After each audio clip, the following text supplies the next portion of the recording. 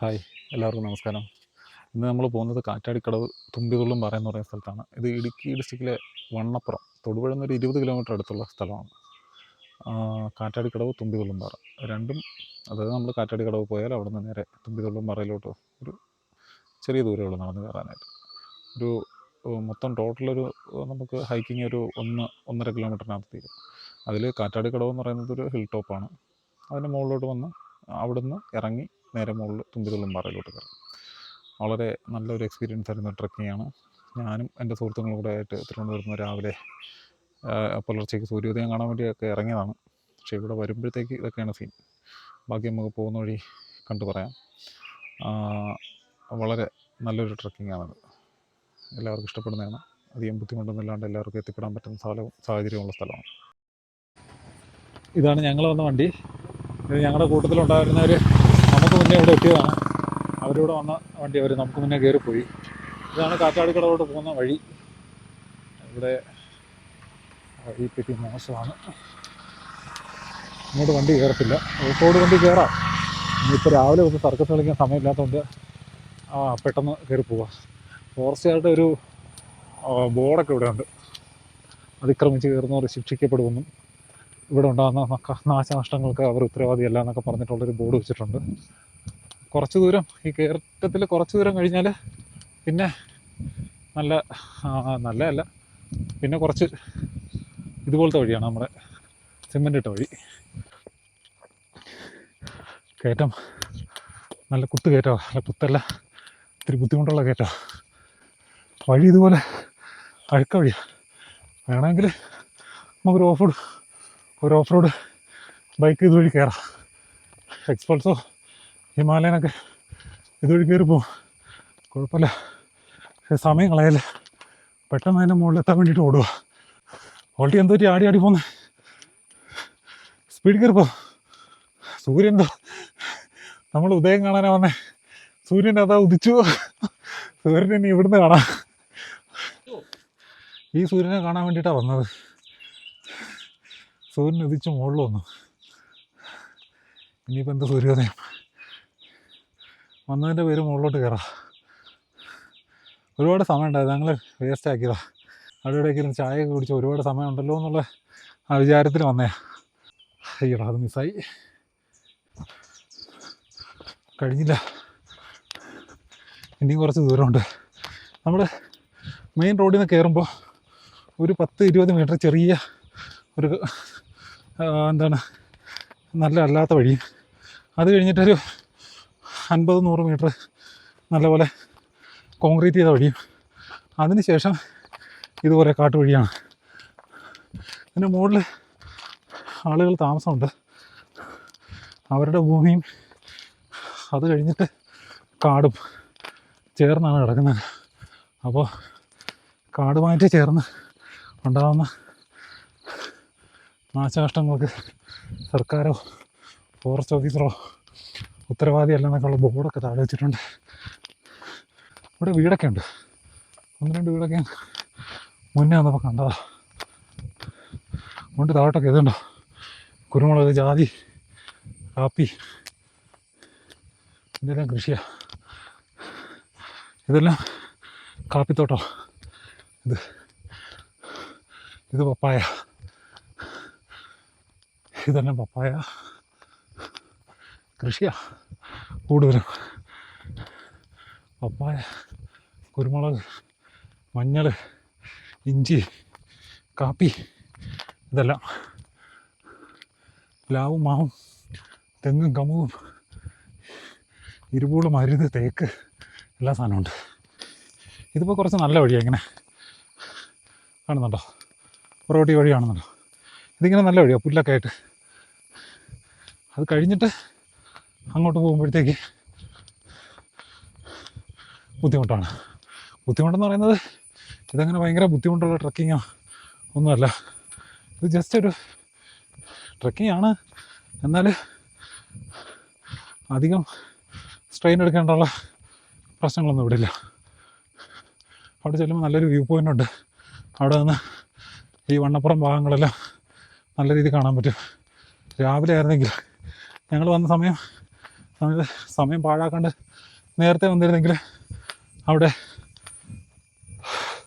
അവിടുത്തെ ക്ലൗഡ് ബെഡും, അത് കോട്ടപ്പാറ പാറയിൽ നിന്ന് കാണുന്ന പോലെ തന്നെ ക്ലൗഡ് ബെഡും എല്ലാം ഇവിടെ നിന്ന് കാണാൻ പറ്റുമായിരുന്നു. അപ്പോൾ എന്തായാലും അത് കാണാൻ പറ്റില്ല. ഇനി രാവിലെ അവിടെ എങ്ങനെ ഉണ്ടെന്ന് മാത്രം കാണാം. ഇത് ആകാശമാങ്ങ അറിയാമല്ലോ, കൂടുതൽ പേർക്ക് അറിയാവുന്ന ഫെനി എന്ന് പറഞ്ഞിട്ടായിരിക്കും. പണ്ടൊക്കെ ഞങ്ങൾ ഇതിങ്ങനെ പറിച്ച് തിന്നുകയൊക്കെ ചെയ്യുമായിരുന്നു. ഇത് 2 നിറത്തിലുള്ള കശുമാങ്ങയുണ്ട്, ഒന്ന് ഓറഞ്ചും ഒന്ന് ചുവപ്പും. എനിക്ക് തോന്നുന്നതാണ് ഓറഞ്ചും ചുവപ്പും തന്നെ, ചിലർക്കത് പച്ചയൊക്കെയാണ്. എന്തായാലും അത് ഞങ്ങൾ കഴിക്കും, നല്ല മധുരമാണ് പഴുത്തത്. പക്ഷെ ഇപ്പോൾ എനിക്ക് തോന്നുന്നു ഒരു 10-15 വർഷത്തിൽ കൂടുതലായി അങ്ങനെ എന്തെങ്കിലും കഴിച്ചിട്ട്. ഇവിടെയൊക്കെ തറയിലൊക്കെ കൊണ്ട് കിടപ്പുണ്ട്. പണ്ടത്തെ ഒരു സമയമൊക്കെ ഓർമ്മ വരുന്നുണ്ട്. ഈ ശ്വാസം എടുക്കുന്നത് എന്താ വെച്ചാൽ താഴ്ന്ന് മുകളിലോട്ട് നിർത്താണ്ട് ഓടി കയറിയതാണ്, അതുകൊണ്ടാണ് ശ്വാസം വിലങ്ങിയത്. ഒരു സുഖമായിട്ട് നല്ല എളുപ്പത്തിൽ കയറാൻ പറ്റുന്നതാണിത്. പക്ഷെ നല്ലൊരു ആംബിയൻസ് ആണ് രാവിലെ ഇവിടെ വരുന്നത്. ഞാൻ വിയർക്കുന്നുണ്ട്, എന്നാലും ചൂടില്ല, ഒരു തണുപ്പാണ്. ഇന്നത്തെ എൻ്റെ നഷ്ടം ഫലത്തിൽ നമ്മൾ നോക്കുകയാണെങ്കിൽ 5 മിനിറ്റാന്ന് പറയും.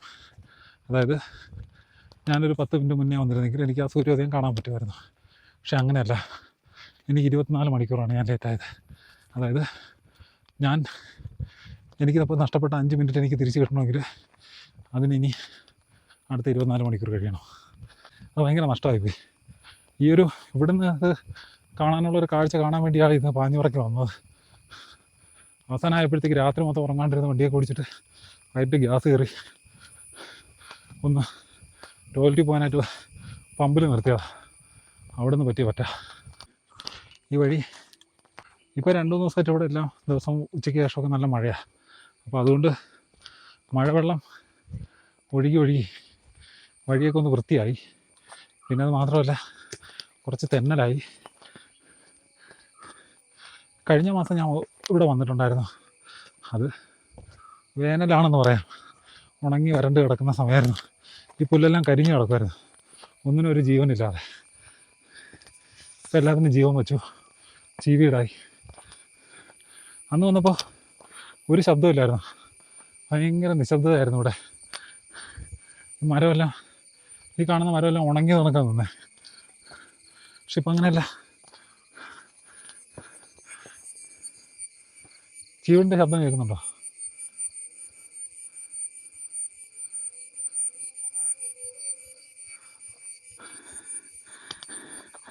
പണ്ടെന്ന് വെച്ചാൽ 90കളിലും 2000-ൻ്റെ മുന്നേയും ജനിച്ചവർക്ക് ഈ ചീവിടിൻ്റെ ശബ്ദം ഭയങ്കര നൊസ്റ്റാൾജി ആയിരുന്നായിരിക്കും. കാര്യം എന്താ വെച്ചാൽ വീടിൻ്റെ പുറകിലെ തൊടിയിലൊക്കെ എപ്പോഴും ഉണ്ടാകുന്നൊരു സാധനമായിരുന്നു. വൈകുന്നേരം ആയാലോ പുലർച്ചയ്ക്കോ ആളനക്കില്ലാത്ത സമയത്തൊക്കെ ഇതിനുള്ള ബഹളം ഉണ്ടാക്കും.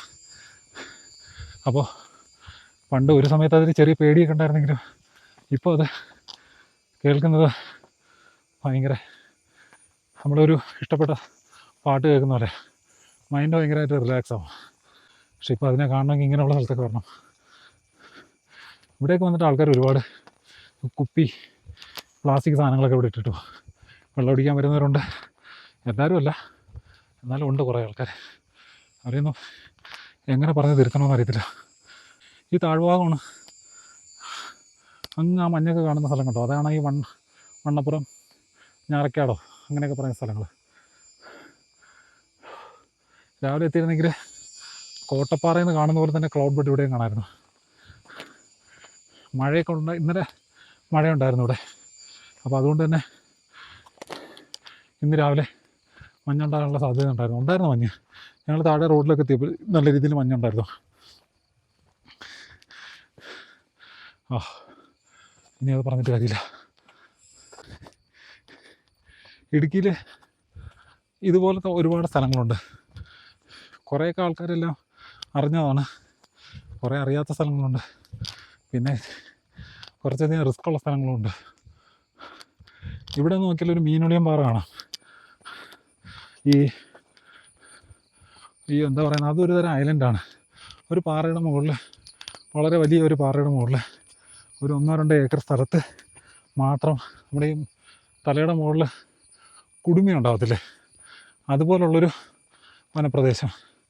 അപ്പോൾ അവിടുത്തെ ജീവികളും അവിടുത്തെ സസ്യങ്ങളും താഴെ ഉണ്ടായിരിക്കുന്ന ജീവികളിൽ നിന്നും സസ്യങ്ങളിൽ നിന്നും വ്യത്യസ്തമായിരിക്കും. ഒരേപോലെ തന്നെ ആയിരിക്കും. അതായത് ഇപ്പോൾ ഒരു ആൽമരം ഉണ്ടെങ്കിൽ ആൽമരം തന്നെ ആയിരിക്കും മുകളിലുണ്ടായിരിക്കുന്നത്, പക്ഷെ അതിൻ്റെ ഘടനയിലും അത് വളരുന്ന രീതിയിലൊക്കെ വ്യത്യാസം ഉണ്ടായിരിക്കും. അങ്ങനെ ഒരു സ്ഥലമാണ് മീനുളിയൻ പാറ. ഇവിടുന്ന് കാണാൻ പറ്റും. ഞങ്ങളുടെ കൂടെ വന്നവരൊക്കെ അതാ നിൽക്കുന്നു. അതാ ഞങ്ങളുടെ കൂടെ വന്നവരൊക്കെ അവിടെ ഉണ്ട്. നിങ്ങൾ ഇവിടെ നിർത്തിയോ? എവിടെ? അവിടെ അങ്ങോട്ട് കയറാം. അവിടെയാണ് പോകാനുള്ളത്. അങ്ങ് ദൂരെ കാണുന്ന ആ ക്ലൗഡ് ബെഡ് കണ്ടോ?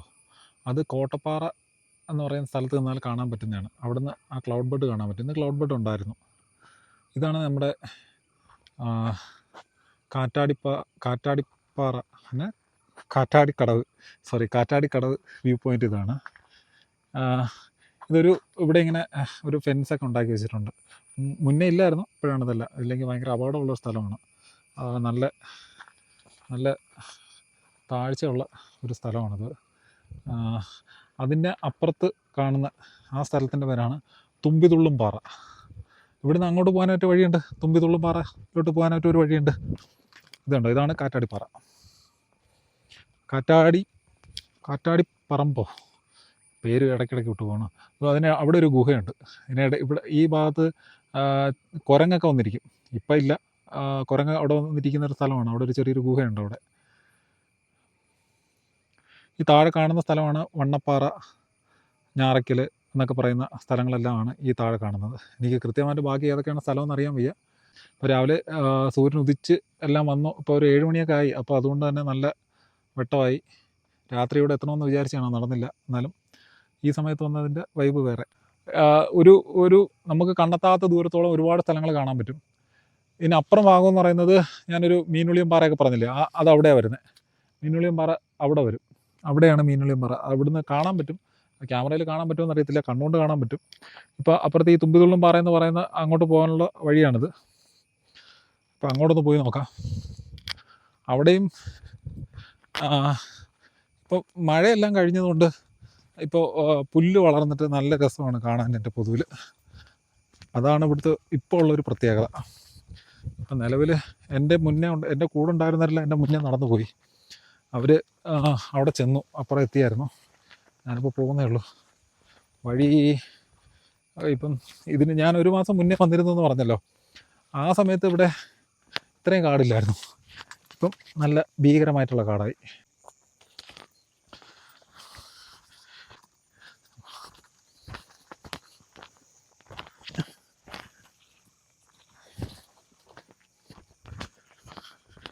ഇതിപ്പോൾ നല്ല വഴി. ഇതിങ്ങനെ വെള്ളമൊക്കെ ഒഴുകി ഒരു ചാല് പോലെയൊക്കെ ആയിട്ട് കിടപ്പുണ്ട്. ഇപ്പോൾ ഇതും നടന്നു പോകാൻ പറ്റുന്ന ആ വഴി തന്നെ. എല്ലാവരും ഒക്കെ പോകുന്ന ഒരു വഴിയാണിത്. അങ്ങോട്ട് പോവും, ഇങ്ങോട്ട് വരും, എല്ലാം ചെയ്യും. പക്ഷേ ഇതെന്താ വെച്ചാലേ, ഇവിടെ ഈ വരുന്നവർ ഈ പ്ലാസ്റ്റിക് വേസ്റ്റ് കൂടെ കൊണ്ടിടുന്നതാണ് ഏറ്റവും വലിയ പ്രശ്നം. ഇവിടെ കുറേ പേര് വന്നിരുന്ന് വെള്ളം അടിക്കാനൊക്കെ ആയിട്ട് വരുന്നുണ്ട്. അങ്ങനെയുള്ളവരൊക്കെയാണ് പ്രശ്നം. അവരെ ഒരു ഉത്തരവാദിത്വം ഇല്ലാണ്ട് പെരുമാറും. പിന്നെ ഇവിടെ മൃഗങ്ങളൊന്നുമില്ല കേട്ടോ. അതായത് നമ്മൾ ആന, കടുവ, പോത്ത് എന്നൊക്കെ പറയില്ല, അങ്ങനെയുള്ള സാധനമൊന്നുമില്ല. പക്ഷേ പന്നിയൊക്കെ ഉണ്ടായിരിക്കും. പന്നിയോ അങ്ങനെയുള്ള മുള്ളൻ പന്നിയോ അങ്ങനെയൊക്കെയുള്ള സാധനം. ഇത് ഫോറസ്റ്റാണ് നിലവിൽ. അതുകൊണ്ടാണ് താഴെ അവർ ബോർഡൊക്കെ വെച്ചിട്ടുള്ളത്. കയറിയാലുണ്ടാകുന്ന നാശനഷ്ടങ്ങൾക്കൊന്നും അവർ ഉത്തരവാദിയല്ല എന്നൊക്കെ എഴുതി വെച്ചിട്ടുള്ളത് അതുകൊണ്ടാണ്. പക്ഷെ എന്നിരുന്നാലും ഇവിടെ ഒരുപാട് പേര് വരുന്നുണ്ട്. ഒരു നല്ല ടൂറിസ്റ്റ് സ്പേസാണിത്. പിന്നെ ഇത് കണ്ടോ, ഈ പ്ലാസ്റ്റിക്കിൻ്റെ കുപ്പികളുണ്ട്. എനിക്കിപ്പോൾ എടുക്കണമെന്നൊക്കെ ഉണ്ട്, പക്ഷേ എടുക്കാനായിട്ടുള്ള സമയമില്ല. താഴെ ഒരു കുരങ്ങ് ചാടി. ചില സ്ഥലങ്ങളിൽ കുറച്ച് പിടിച്ചു കയറാനൊക്കെ ഉണ്ട്. എന്ന് പറഞ്ഞ് വലിയ ബുദ്ധിമുട്ടുള്ള കാര്യങ്ങളൊന്നുമല്ല, സുഖമായിട്ട് കയറാവുന്ന കാര്യങ്ങളൊക്കെ ഉള്ളൂ. അപ്പോൾ അവിടെ നിന്നാണ് നമ്മളിപ്പോൾ വന്നത്. അവിടെ നിന്ന് നോക്കുമ്പോൾ ഒരുപാട് ദൂരമായിട്ടൊക്കെ തോന്നുമെങ്കിലും വലിയ ദൂരമൊന്നുമില്ല. ഒരു 100 മീറ്റർ നടക്കാനില്ല ഇങ്ങോട്ട്, ചെറിയ ദൂരമേ ഉള്ളൂ. പിന്നെ റിസ്ക് ആണ് എന്നൊക്കെ തോന്നും. അങ്ങനെ വലിയ റിസ്ക് ഒന്നുമില്ല. നടന്നു വരാനുള്ള വഴി കൃത്യമായിട്ടുണ്ട്. നമ്മൾ അങ്ങോട്ടും ഇങ്ങോട്ടും വഴി തെറ്റാതെ ഇതുവഴി തന്നെ നടന്നെങ്കിൽ വന്നാൽ മാത്രം മതി.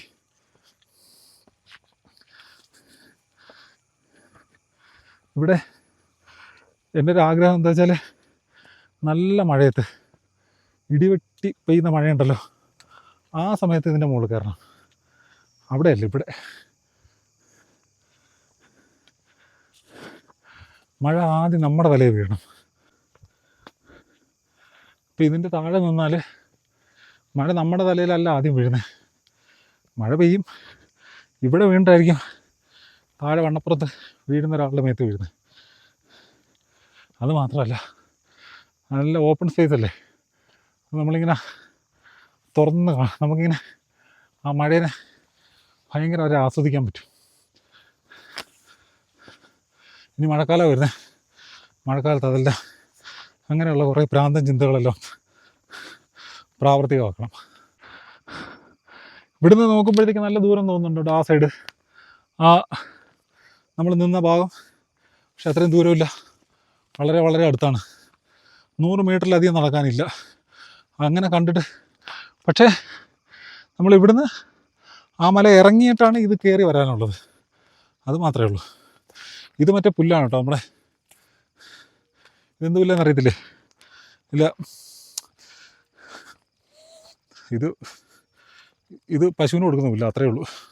ഇത് കൈ മുറിയും, സൂക്ഷിച്ച് വലിച്ചില്ലെങ്കിൽ കൈ മുറിയും. 2 തരത്തിലുള്ള പുല്ലുണ്ട് ഇവിടെ. മറ്റേ ഇല്ല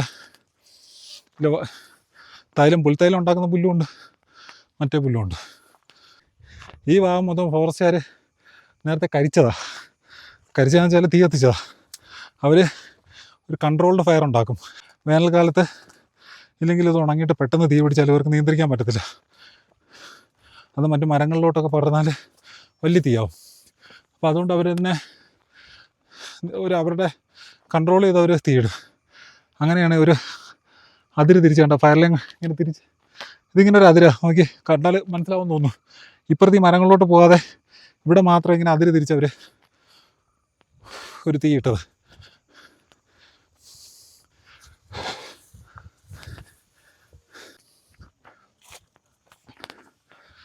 എങ്ങനെയുണ്ട് സ്ഥലം? എങ്ങനെയുണ്ട്?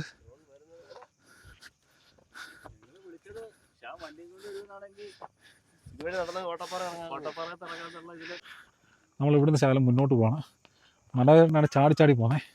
60കളുടെ വസന്തമാണ് പുള്ളി. ഉണ്ടോ? ഇതേതാ സ്ഥലം? ഇവിടെയൊക്കെ ആൾക്കാർ വരുന്നുണ്ട്. അങ്ങോട്ടൊക്കെ പോകാൻ വഴിയുണ്ട്.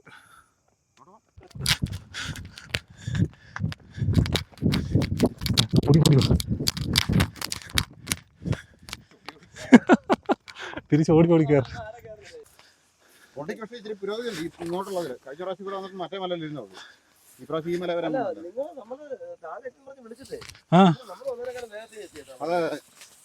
അവിടുന്ന് ഞാൻ ഓടിയ വന്നേ.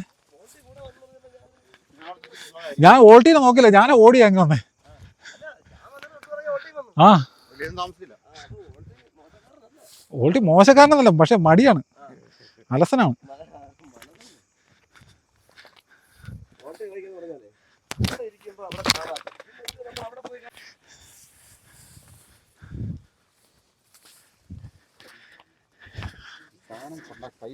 കൈയും കാലും കയറും. അതാണ് ഈ മുള്ളുണ്ട്. അല്ല മുള്ളല്ല, ഇതെന്ത് ഇതാണ്? പുല്ലാനിയല്ലേ? പുല്ലാനി എന്നല്ലേ എൻ്റെ പേര്? വാറ്റുപുല്ല്. പക്ഷെ ഇതാണോ പുൽത്തൈലം ഉണ്ടാക്കുന്ന? ഇതാണോ? അല്ല, ഇത് മറ്റേ പശുവിന് കൊടുക്കുന്നല്ലേ? ഈ ചെറിയ പുല്ലല്ലേ വാറ്റുന്നത്, ഈ വലിയ പുല്ല് പശുവിന് കൊടുക്കുന്നത്. പക്ഷെ രണ്ടും കൊണ്ടാലും മുറിയും. ഇതുവഴി എന്തായാലും വഴിയുണ്ടേ. ആ കാണുന്നതാണ് തുമ്പിതുള്ളും പാറ. സൂര്യൻ ഉദിച്ച് നിൽക്കുന്നുണ്ടോ? നമ്മൾ ആ തുമ്പിതുള്ളും പാറയിൽ നിന്ന് ഇറങ്ങി പിന്നെയും കുറച്ചുകൂടെ മുന്നോട്ട് പോവുകയാണെങ്കിൽ ഒരു നാരോ പാത്തുണ്ട്. അതായത് നമ്മുടെ ഇല്ലിക്കൽ കല്ലിലുള്ള നരകപ്പാലം എന്ന് പറയുന്ന സ്ഥലമില്ലേ, ഏതാണ്ട് അതേപോലെയൊക്കെ ഉള്ള സ്ഥലമാണ്. എങ്ങനെ താഴോട്ട് ചാടുന്നോ? പിന്നെ മഴയുടെ പുതിയ വഴികൾ കണ്ടെത്തുന്നതിൻ്റെ അല്ല പ്രശ്നം. താഴെ ഇതൊക്കെ ഉണ്ട്, മറ്റേ ശബ്ദമൊക്കെ കേൾക്കുന്നുണ്ട്. ഇല്ലല്ലേ, കിട്ടും. ഇവിടെ നിരന്ന സ്ഥലമായതുകൊണ്ട് കിട്ടും, അത് കുഴപ്പമില്ല. അല്ല ഏത് താഴെയാണ്, ആ സൈഡോ ഈ സൈഡോ? അതാണ് പ്രശ്നം. ഏത് സൈഡാണെങ്കിലും ഏത് സൈഡാ ഈ മല ചുറ്റി ഇങ്ങോട്ട് എത്തണേ? നമ്മൾ ഇടതുള്ള സ്ഥലമാണ്. നമ്മളെ ഇടതോട്ട് വീണാലേ നമ്മളെ കാണാൻ പറ്റില്ല. അഥവാ സപ്പോസ് നമ്മളെ കണ്ടില്ല എന്നുണ്ടെങ്കിൽ നിങ്ങളെ രണ്ടുപേരും രണ്ട് വണ്ടി എടുത്ത് ഈ മലയുടെ രണ്ട് സൈഡിലോട്ടും പറഞ്ഞേ.